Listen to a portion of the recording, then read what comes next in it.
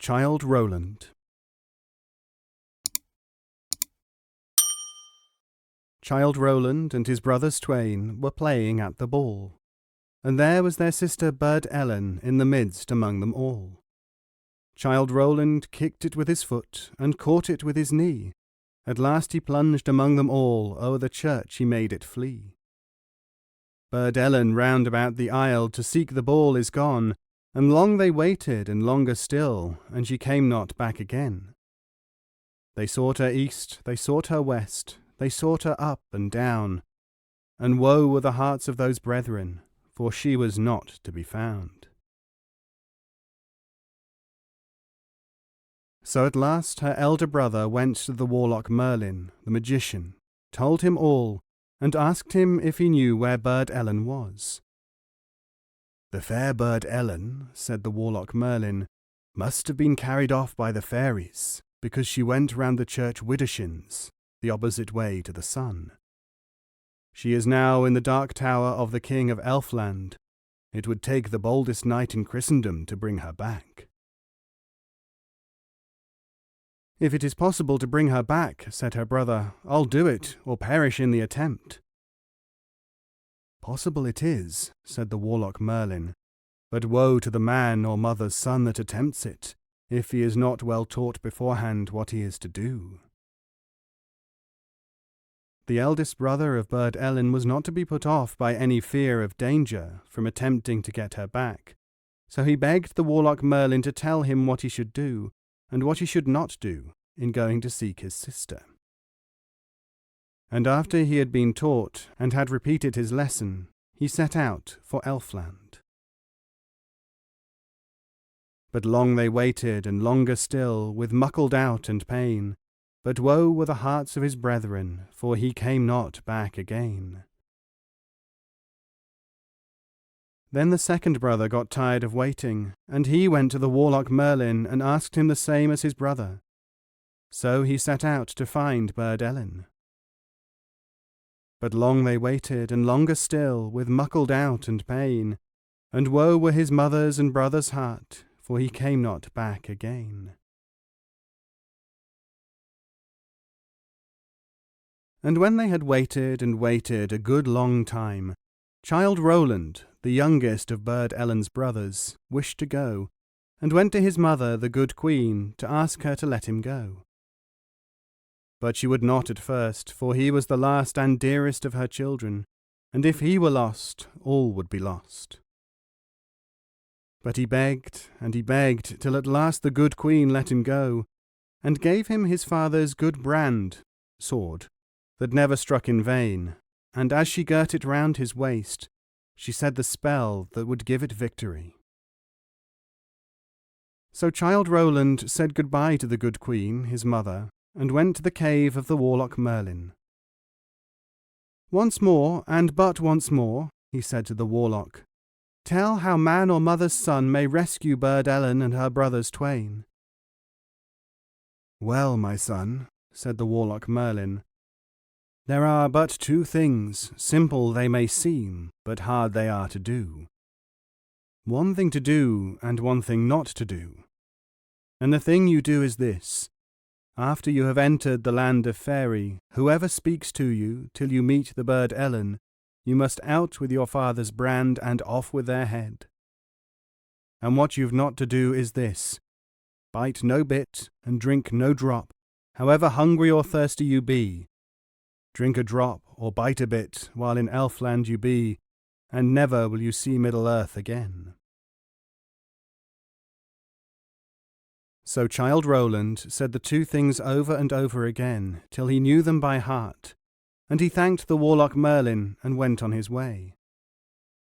And he went along, and still further along, till he came to the horse-herd of the King of Elfland, feeding his horses. These he knew by their fiery eyes, and knew that he was at last in the land of the faery. Canst thou tell me, said Childe Roland to the horse-herd, where the King of Elfland's dark tower is? I cannot tell thee, said the horse-herd, but go on a little further, and thou wilt come to the cow-herd, and he maybe can tell thee. Then, without a word more, Childe Roland drew the good brand that never struck in vain, and off went the horseherd's head. And Childe Roland went on further, till he came to the cowherd, and asked him the same question. "I can't tell thee," said he, "but go on a little further, and thou wilt come to the henwife, and she is sure to know." Then Childe Roland out with his good brand that never struck in vain, and off went the cowherd's head.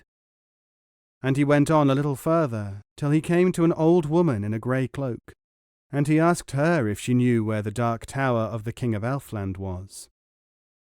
"Go on a little further," said the henwife, "till you come to a round green hill surrounded with terrace rings from the bottom to the top. Go round it 3 times widdershins, and each time say, 'Open door, and let me come in.' And the 3rd time the door will open, and you may go in." And Childe Roland was just going on, when he remembered what he had to do. So he out with the good brand that never struck in vain, and off went the henwife's head.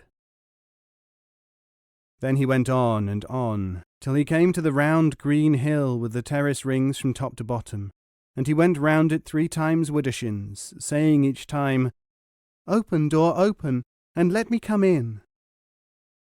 And the 3rd time the door did open, and he went in, and it closed with a click, and Childe Roland was left in the gloom. It was not exactly dark, but a kind of twilight or gloaming. There were neither windows nor candles, and he could not make out where the twilight came from, if not through the walls and roof. These were rough arches made of a transparent rock, encrusted with sheep silver and rock spar and other bright stones. But though it was rock, the air was quite warm, as it always is in Elfland.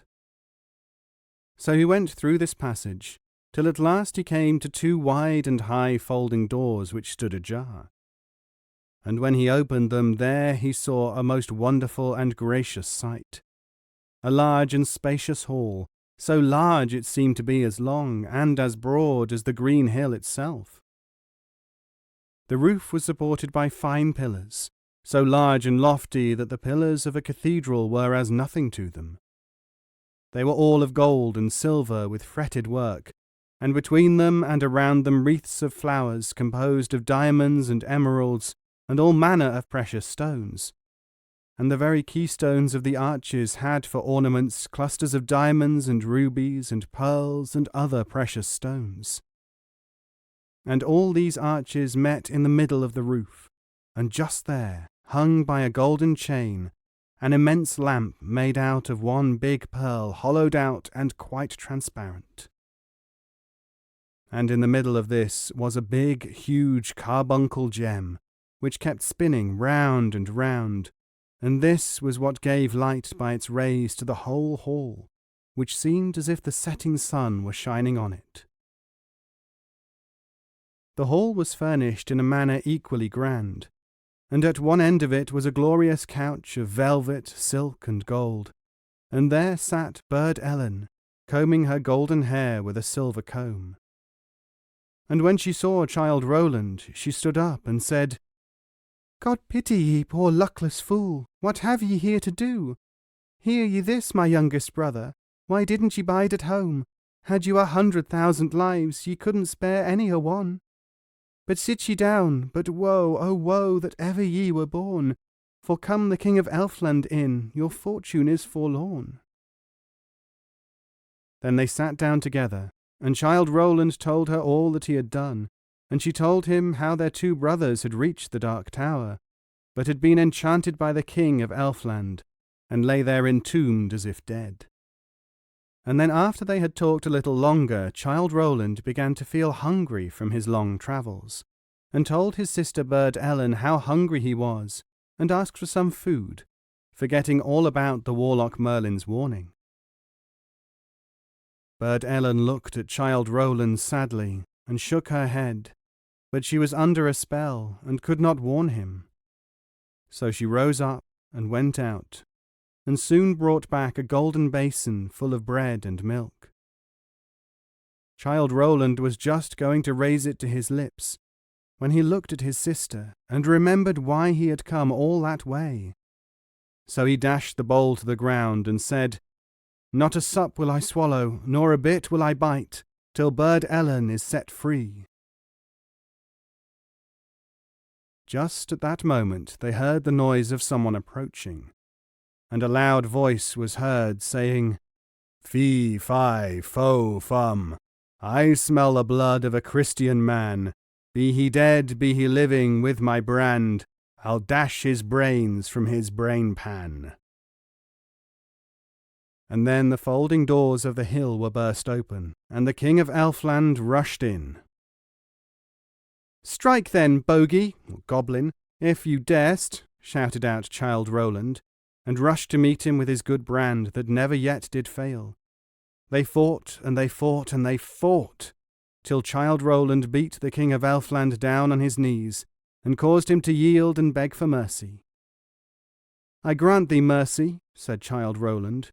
"Release my sister from thy spells, and raise my brothers to life, and let us all go free, and thou shalt be spared." "I agree," said the Elfin King, and rising up he went to a chest from which he took a phial filled with a blood-red liquor. With this he anointed the ears, eyelids, nostrils, lips, and fingertips of the two brothers, and they sprang at once into life, and declared that their souls had been away, but had now returned. The Elfin King then said some words to Burd Ellen, and she was disenchanted, and they all four passed out of the hall, through the long passage, and turned their back on the dark tower, never to return again. So they reached home, and the good queen their mother and Burd Ellen never went round a church widdershins again.